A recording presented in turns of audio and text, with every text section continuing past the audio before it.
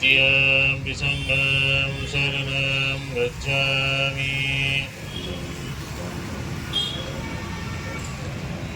तृतीय शरणागमनं सम्पूर्णम्। पाणातिपाता वीरमणिं सिक्खापदं समादयामि।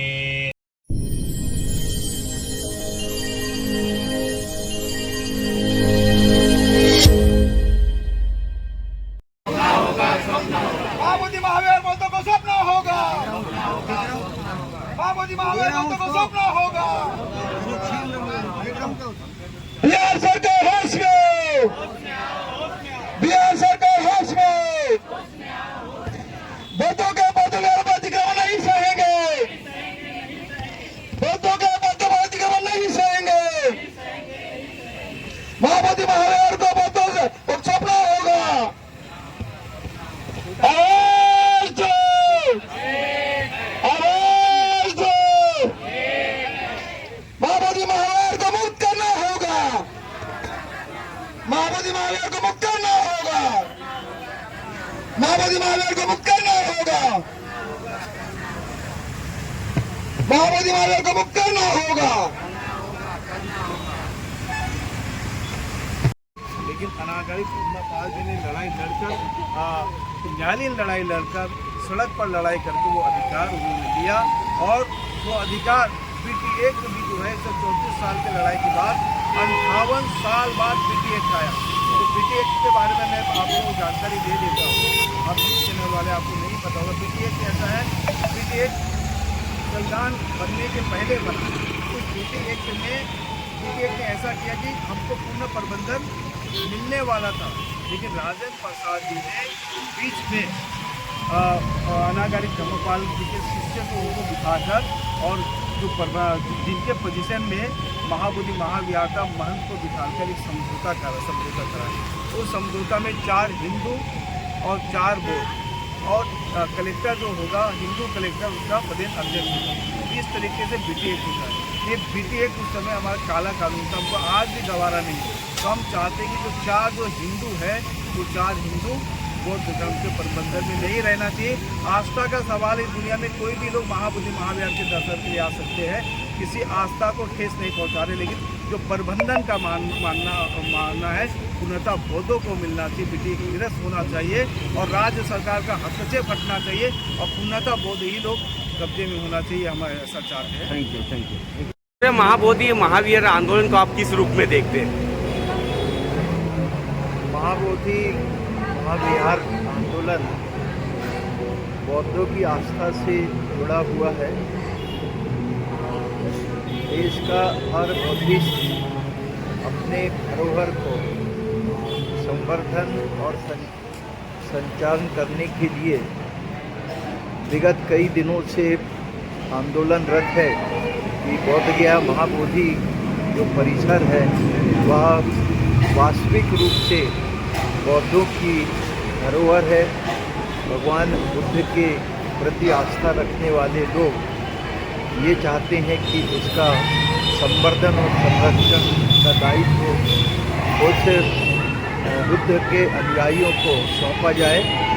किंतु देश के मनवादी विचारधारा के लोग जो इस धरोहर पर अनावश्यक रूप से कब्जा जमाकर इसको संरक्षित करने के बजाय इसको खंडित करने का प्रयास चल रहा है, जिसका पूरे देश में भारी विरोध हो रहा है। और इसी विरोध के चलते हमारे धर्मगुरुओं ने समय समय पर विशाल आंदोलन खड़ा किया। अभी वर्तमान में भी बोधगया महाबोधि परिसर को मुक्त कराने और बौद्धों को सौंपने के लिए जो जन आंदोलन चल रहा है, उसी की कड़ी में छत्तीसगढ़ प्रदेश स्तरीय ये आंदोलन 1 जुलाई से लेकर 21 जुलाई तक भंते धम्मतम जी के निर्देशन में यहाँ संचालित है। रोज क्रमबद्ध बौद्ध उपासक उपासिकाएँ यहाँ आकर और इस धरोहर को प्राप्त करने के लिए अपनी भावनाएं सरकार तक पहुंचाने का प्रयास कर रही है। हम इस धरना के माध्यम से ये संदेश देना चाहते हैं कि इस देश के नुमाइंदे जो अपने आप को भी बौद्ध धर्म का बहुत बड़ा अनुयायी मानते हैं, विदेशों में जाकर भगवान बुद्ध का अनुसरण करते हैं, भगवान बुद्ध के नाम पर विदेशी धरती में वो मानवता का संदेश देते हैं, ऐसे जनप्रतिनिधि और नुमाइंदे से हम अनुरोध करेंगे कि वे अच्छी सोच और मानसिकता का परिचय देकर बौद्ध गया महाबोधि विहार बौद्धों को सौंप दें। यही इस देश के हित में, जनहित में उचित होगा। आप दो टूक बातों में बताएंगे कि ये मामला सुप्रीम कोर्ट में है और सड़क में भी ये लड़ाई चल रही है, तो आप कितने आशान्वित हैं कि ये बौद्धों को मिल जाएगा? माननीय सुप्रीम कोर्ट के जस्टिस पर हम विश्वास करते हैं और जो प्रकरण कई दिनों से चल रहा है उसमें माननीय सुप्रीम कोर्ट समस्त पहलुओं पर विचार करते हुए न्याय संगत निर्णय देंगे और मुझे लगता है कि वो निर्णय बौद्धों के हित में होगा। तो अब आप दक्षिण कौशल से पूर्व प्राचार्य के.एल. टांडेकर को सुन रहे थे और भी हम इस पूरे आंदोलन के बारे में आपको अपडेट्स देते रहेंगे। आप जिन्हें स्क्रीन में देख रहे हैं कन्हैया लाल खोबरागड़े जी हैं। अपने उम्र के 80 दशक को पार करने के बाद भी आज ये महाबोधि महावीर आंदोलन में लंबे समय से यहाँ सक्रिय हैं। हम दक्षिण कौशल के लिए इनसे बातचीत करेंगे। तो दक्षिण कौशल में आपका स्वागत है कन्हैया लाल खोबरागड़े जी, और आपसे सवाल यह है कि इस उम्र में भी आप इस आंदोलन में किस मकसद से शामिल हैं? ये जो महाबोधि महाविहार मुक्ति आंदोलन चल रहा है, ये बौद्धों की जायज़ मांग है और मैं चूँकि एक सामाजिक कार्यकर्ता हूँ और संघर्षों से मेरा सदा से जुड़ाव रहा, तो जब ये पता चला कि महाबोधि महाविहार मुक्ति का आंदोलन चलाया जा रहा है तो इसमें सहभागिता देने के लिए पूरे तन मन धन से दी। उम्र कोई तकाजा नहीं है कि उम्र से आदमी रुक जाए। आदमी का मन चंगा होना चाहिए, विचार चुस्त होने चाहिए, तो वो आदमी अपने मृत्यु शैया में जाते तक कार्य में लगा रहता है। यह महाबोधि महाविहार सम्राट अशोक का बनाया हुआ है और लंबे समय से लगभग 134-35 सालों से दूसरों ने उसको काबिज कर रखा है। आज़ादी के पहले जो परिस्थितियाँ थी अलग बात थी, परंतु जब देश आज़ाद हुआ, स्वराज्य हमने प्राप्त कर लिया, तो जो भी सरकारें प्रारंभ में बैठी और वर्तमान में जो भी सरकार बनी है, चाहे केंद्र में हो या महाबोधि महाविहार जिस बिहार प्रांत में पड़ता हो वहाँ की सरकार, इन्हें बिना कुछ आंदोलन चलाए ही बुद्ध की धरती बौद्धों को सौंप देना चाहिए, क्योंकि ये वो धरती है जहाँ कपिलवस्तु के राजकुमार सिद्धार्थ ने गृह त्याग करके इस बुद्ध गया में जिस जगह पर महाबोधि महाविहार निर्मित है वहाँ कठिन तपस्या करके संबोधि प्राप्त की है। उसमें किसी प्रमाण की जरूरत नहीं है, किसी गवाह साक्षी की जरूरत नहीं है। वह स्थल बौद्धों का ये इतिहास के पन्नों पन्नों पे लिखा हुआ है। हम तो केंद्र सरकार से भी निवेदन करते हैं, बिहार सरकार से भी निवेदन करते हैं और इस देश के सभी धर्मावलंबियों से भी निवेदन करते हैं कि हमारे इस मांग में सहयोग करें, क्योंकि जिसका पूजा स्थल है उन संबंधी व्यक्तियों को बिना संकोच के दे देना चाहिए। और यदि ऐसा होता है कि सारे ही भारतवासी भेदभाव मिलाकर एक स्वर से कहें कि यह बौद्धों का महातीर्थ है, बौद्धों को दिया जाए, तो इससे अच्छा उदाहरण दुनिया में कहीं कुछ नहीं मिलेगा। तो हम यहाँ पर संघर्ष करते हैं राजनांदगांव के कलेक्ट्रेट सभागार के पहले ब्रिज के नीचे, और 1 महीने तक ये आंदोलन चलेगा। हमारी सबकी मंशा है कि महाबोधि महाविहार बौद्धों को दिया जाए। एक हमारा नारा है, स्लोगन है, जग में बुद्ध का नाम है, यही भारत की शान है। जग में बुद्ध का नाम है, यही भारत की शान है। जो आज भारत विश्व में पहले भी और आज भी जो सबसे ऊपर उठा है। कल ही प्रधानमंत्री जी ने कहा, नरेंद्र मोदी जी ने, कि भारत एक मजबूत स्तंभ की तरह पूरी दुनिया में उभरा है। तो सचमुच बुद्ध काल में भी यह मजबूत स्तंभ था, आज भी भारत मजबूत स्तंभ है। और इसीलिए देश के प्रधानमंत्री बहुत चिंतनशील व्यक्ति हैं। उन्हें संज्ञान में लेकर खुद सामने आकर यह महाबोधि महाविहार बौद्धों को सौंपना चाहिए। यदि ऐसा होता है तो वर्तमान सरकार को साधुवाद, सभी को जय। तो अब आप ये सुन रहे थे कन्हैयालाल खोब्रागड़े जी, जो दक्षिण कौशल के साथ एक विशेष बातचीत में शामिल हुए। शुक्रिया। दक्षिण कौशल से आप बुद्धमित्रा वार्षिक को सुन रहे हैं। तो आपसे सवाल है कि ये जो महाबोधि महाविहार का आंदोलन है, आप लोग कैसे इसको संचालित कर रहे हैं? महाविहार आंदोलन जो है ये भिक्खु धम्मतप भंते जी के मार्गदर्शन में हम लोग कर रहे हैं। इसमें भंते जी को हमने कहा कि भंते जी आंदोलन राजनांदगांव में बिल्कुल होना ही चाहिए। राजनांदगांव चूँकि संस्कारधानी है और यहाँ हमारी सभी महिलाएं जो है पूरी तरह से एक दूसरे के साथ सहयोग करती है और बहुत ज़्यादा एक्टिव रहती है। और हमारी महिला सशक्तिकरण संघ जो है उसमें भी हमारी जो महिलाएं करीब 50 से 60 महिलाएं हैं, वो सब एक साथ होकर के काम करती हैं। और जो है जब भी आवश्यकता पड़ती तो सब एक साथ आ जाती हैं। ये कौन सा फोरम है जिसके माध्यम से आप इस आंदोलन को पूरे देश भर में संचालित कर रहे हैं? ये ऑल इंडिया बुद्धिस्ट फोरम है, जो कि इसी के बैनर तले हम काम कर रहे हैं। और हमारा उद्देश्य है कि 1940 जो BD एक्ट है वो समाप्त हो और साथ ही महाबोधि महाविहार जो ब्राह्मणों के हाथ में है उसका पूरा नियंत्रण बौद्धों के हाथ में आए। कैसे पूरे देश भर में, छत्तीसगढ़ से लेके पूरे देश भर में इसको आप कैसे संचालित करेंगे? ये जो है हमारे लामा जी हैं, साथ में चंद्रपोती भारतीय बौद्ध महासभा के ट्रस्टी चेयरमैन चंद्रपोती पाटिल जी हैं और महिला सशक्तिकरण संघ के संचालक डॉक्टर चंद्रकीर्ति भंते जी हैं, जो पाली भाषा प्रोफेसर मेरठ के हैं, वो महिला सशक्तिकरण के संचालक हैं। और इन्होंने जो है पूरे देश में लामा जी के सामने जा जाके बौद्ध धर्म का प्रचार प्रसार और सभाएं ली और सबको बताया जा रहा है हर सभाओं में कि महाबोधि महाविहार जो है उसका धरना जो है वो लगातार देश में चल रहा है। और अभी धरना जो अफवाहें उड़ी थी कि धरना रोक दिया गया है, और तो इस तरह की कोई बात नहीं है। धरना लगातार बोध गया में चल रहा है, बोध गया के हर गाँव में चल रहा है। और साथ ही ये जो है सबसे पहले जो धरना है नागपुर में हुआ, नागपुर के बाद में भोपाल में हुआ, भोपाल के बाद में हमारे छत्तीसगढ़ में हुआ।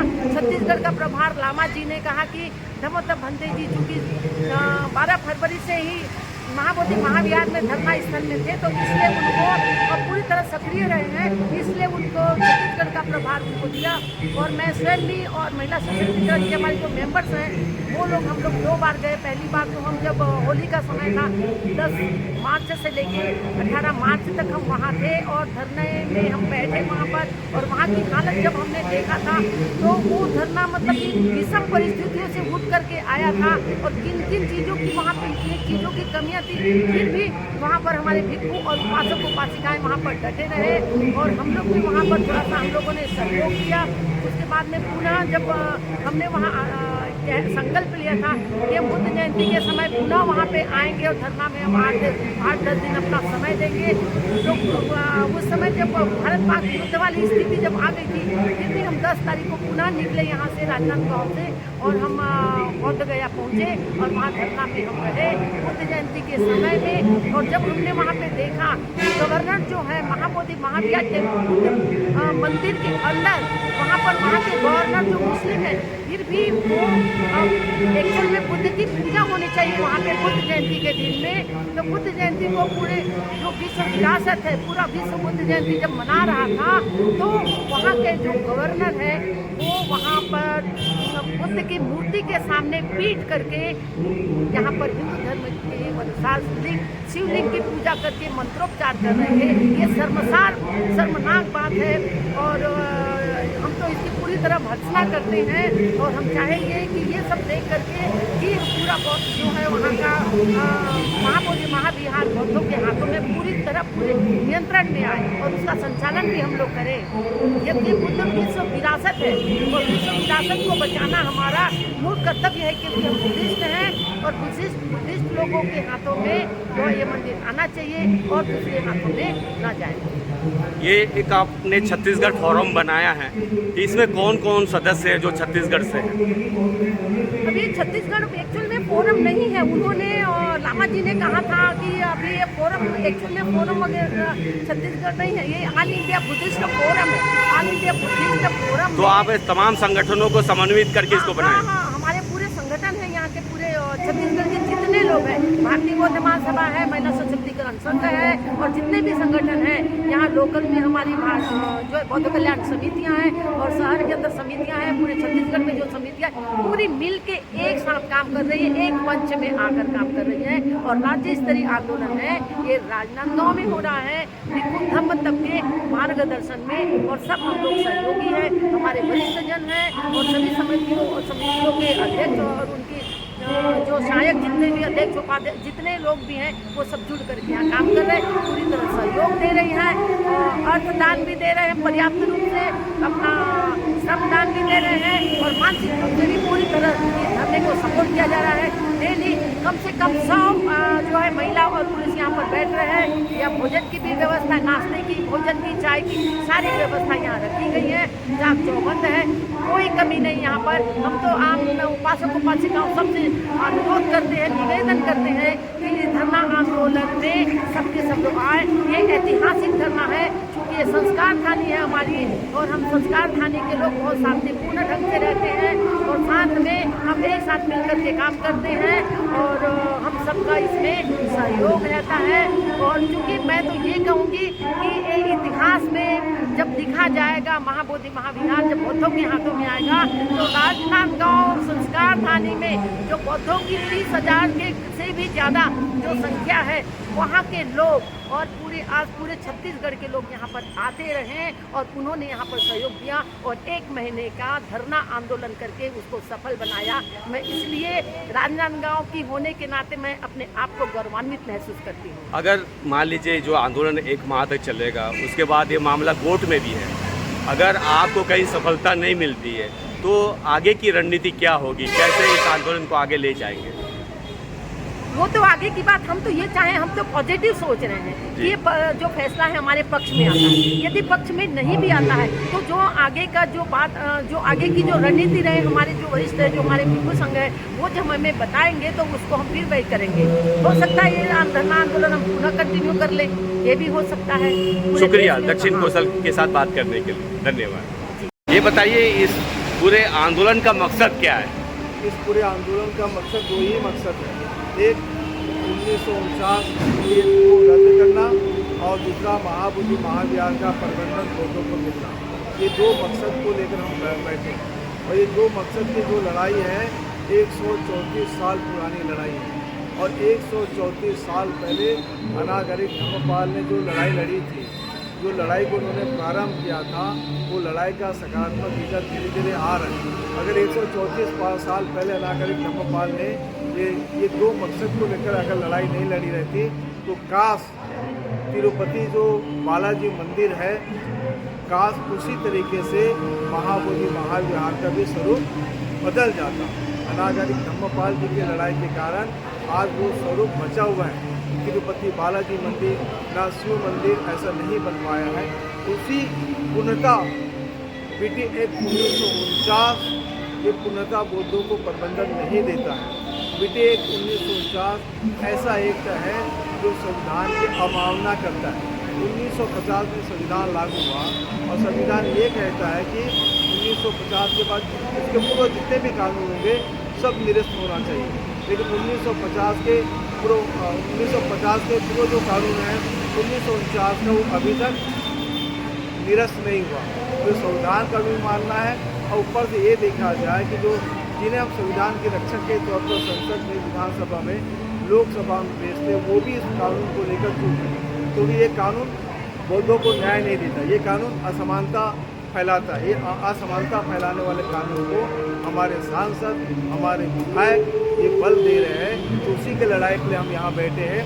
1949 के कानून को रद्द किया जाए और पुनः बौद्धों को प्रबंधन मिलना चाहिए, क्योंकि 1949 का कानून ऐसे इस तरीके से पक्षपात करता है। इसका कारण ये है कि 1949 में जो कानून बना, उस कानून में 4 हिंदू 4 बौद्ध और जो कलेक्टर जो होगा, गया का कलेक्टर, वो पदेन अध्यक्ष होगा। वो भी कौन पदेन अध्यक्ष होगा?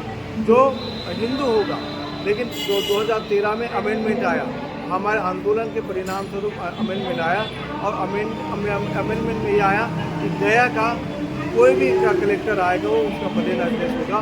हिंदू शब्दों को हटा दिया गया। तो अभी हम ये लड़ाई लड़े कि 1949 का पूर्णतः एक्ट को निरस्त किया जाए, पूर्णतः प्रबंधन बौद्धों को मिलना चाहिए। इसके लिए राजनांदगांव में जिला स्तरीय 1 महीने का धरना प्रदर्शन चल रहा है और राज्य भर के लोग यहाँ आ रहे हैं। और विशेषतः राजनांदगांव के बौद्ध उपासक का धन्यवाद, जो निरंतर अपनी भागीदारी यहाँ निभा रहे हैं और तन मन धन से सहयोग कर रहे हैं। पूरे राज्य से लोगों का सहयोग मिल रहा है, तन मन धन से सहयोग मिल रहा है। ये राज्य स्तरीय धरना प्रदर्शन है। हमारी सरकार को हम बताना चाहते हैं कि जब आप हमें अपना वोटर समझते हैं, तो हमारे जब वोटर समझते हैं तो आपकी जिम्मेदारी होती है कि हमारा रक्षण करना, हमारा हितों का रक्षण करना, हमारे आध्यात्मिकता का रक्षण करना, हमारे मौलिक अधिकारों का रक्षण करना। हम वो देखना चाहते हैं कि हमारे विधायक, सांसद, जनप्रतिनिधि यहाँ आते हैं कि नहीं आते, हमारे अधिकारों के रक्षण के लिए बोलते कि नहीं बोलते, हम वो भी देखना चाहते हैं। अगर वो हमारे अधिकारों के लिए रक्षण के लिए अगर सामने नहीं आएंगे तो आने वाले चुनाव में हम उसे बता देंगे। मामला सुप्रीम कोर्ट में है और उसके बाद उसके ही पैरेलल में आप इस आंदोलन को लेके चल रहे हैं, तो आप इसको हमें समझाने की कोशिश करेंगे कि दोनों आंदोलन कैसे चल रहे हैं? देखिए, मामला सुप्रीम कोर्ट में है, वो न्याय तो सुप्रीम कोर्ट से जो मिलना है, लेकिन वो न्याय कैसे मिलेगा? अगर हम सड़क पे रहकर अपनी मांग को जब मजबूत करेंगे तो राज्य सरकार, केंद्र सरकार, सुप्रीम कोर्ट उनसे जब रिपोर्ट मांगेगी या सुप्रीम कोर्ट गाइडलाइन देगी, तो केंद्र सरकार, राज्य सरकार ये करेगी नहीं, बौद्ध लोग इस मांग को लेकर सड़कों पे है और इनका मांग 134 साल से चला आ रहा है, तब जाकर सुप्रीम कोर्ट का भी निर्णय बदल सकता है। लेकिन हम बहुत आश्वस्त है क्योंकि हमारे पास में एविडेंस है, क्योंकि पुरातात्विक एविडेंस है कि बुद्ध ने वहाँ ज्ञान प्राप्त किया था, बुद्ध की वो जगह है, ऐसे वैश्विक धरोहर है, विश्व धरोहर है, वर्ल्ड हेरिटेज साइड है वो। तो हमको पूर्ण विश्वास है कि सुप्रीम कोर्ट हमारे पक्ष में न्याय करेगा। अभी राम मंदिर का जुम्मे 1.5 साल पहले एक रिजल्ट आया ना, उनका कोई एविडेंस नहीं, लेकिन आस्था के बल पर उनको न्याय मिला ना। क्योंकि आस्था के बल पर न्याय क्या मिला? क्योंकि राम को मानने वाले की संख्या बहुत आया था, इसलिए उस बेस पे मिला। और उसी बेस हम तो आस्था की बात नहीं करते, न्याय के साथ में, एविडेंस के साथ में बात कर रहे हैं। ऊपर से हम सड़कों पे इसलिए है कि सरकार को भी लगना चाहिए कि ये सड़क पे लोग हैं और सड़क पे लोग होने के नाते तो सुप्रीम कोर्ट जब रिपोर्ट मांगे तो रिपोर्ट पेश करेंगे। एक खाका बताएंगे, आपने एक फोरम बनाया छत्तीसगढ़ में इस आंदोलन को संचालित करने के लिए। आपके इस आंदोलन में कौन कौन शामिल है, कौन कौन संगठन शामिल है और सबका सहयोग आपको किस प्रकार से मिल रहा है? एक खाका पूरा इस देश भर में जो आंदोलन चला रहे हैं उस खाका को आप बताएंगे। देखिए, विशेषता मैं बताऊँ, ऑल इंडिया बुद्धिस्ट फोरम के बिना तरह आंदोलन चल रहा है जो बुद्धगया में चल रहा है, उसी के शाखा के तौर पर ऑल इंडिया बुद्धिस्ट। और विशेषता इसमें भारतीय बौद्ध महासभा छत्तीसगढ़ केंद्रीय कार्यकारिणी, महिला सशक्तिकरण छत्तीसगढ़ केंद्रीय कार्यकारिणी, इनका विशेष सहयोग है। और राजनांदगांव की जिले की बौद्ध कल्याण समिति कहते हैं, उसका भी बहुत विशेष सहयोग है। और राजनांदगांव जिलों तमाम छत्तीसगढ़ में जितने भी संगठन हैं, ऑर्गेनाइजेशन, सभी लोगों का साथ, सभी लोगों का सहयोग हमको मिल रहा है। और विशेष भरपूर सहयोग तो राजनांदगांव का मिला, क्योंकि राजनांदगांव के जिले में कार्यक्रम होगा, उनका तो सहयोग रहेगा। आर्थिक बोलो, शारीरिक बोलो, मानसिक बोलो, पूरे राज्य से सहयोग मिल रहा है। ऐसा कोई व्यक्ति नहीं होगा कि इस आंदोलन के साथ में नहीं खड़ा है। आंदोलन बहुत मजबूत के साथ में खड़ा है और आंदोलन को देखते देखते सरकार भी हिलने को लग गई। ये जो महाबोधि महाविहार का आंदोलन है, तो क्या आपके एजेंडे में जो छत्तीसगढ़ के जो पुरातात्विक महत्व के जो स्थान है उसको भी आप इसमें शामिल करेंगे? बिल्कुल बिल्कुल, ये तो शामिल है ना। एक हमारा महाबोधि जब महाविहार हो जाएगा, इसके पैरेलल बाकी सब चीज़ों करेंगे, लेकिन हम सभी को समाहित करके अगर करेंगे वो खिचड़ी बन जाएगा। इसलिए हम एक दो मुद्दे पे बात करें तो छत्तीसगढ़ के जितनी भी धरोहर है वो सब हम लेके रहेंगे। अगर पुरातात्विक विभाग अगर उसका सही तरीके से संरक्षण नहीं करेगा तो हम उसे खुद अपने